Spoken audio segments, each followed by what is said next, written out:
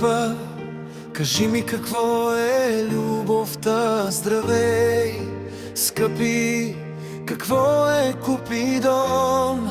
Купидон е ангел, който стреля със стрели. И ако ме обичаш, аз те обичам. Какво е любовта?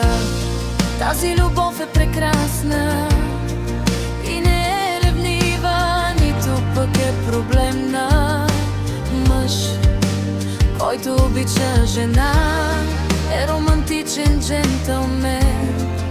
Жена, която обича мъж по бикини, е истински диамант. И децата на господаря и господарката са сладки, съседите са си съседи.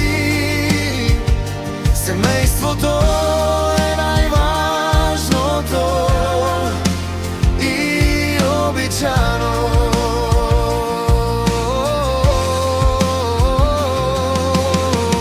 И когато е празник, празнуваме заедно с семейството. Истинската любов винаги изненадва. Любовта не е ревнива и наранена. Любовта може да издържи всичко,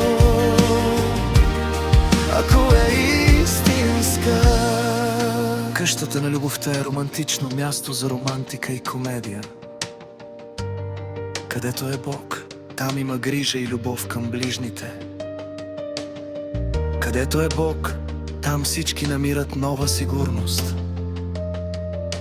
Пристанището на любовта е Божия дар за всички.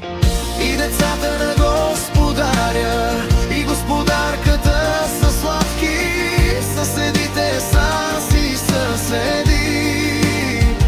Семейството е най-важното и обичано.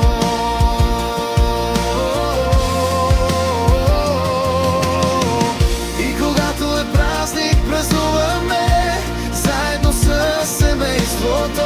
Истинската любов винаги изненадва.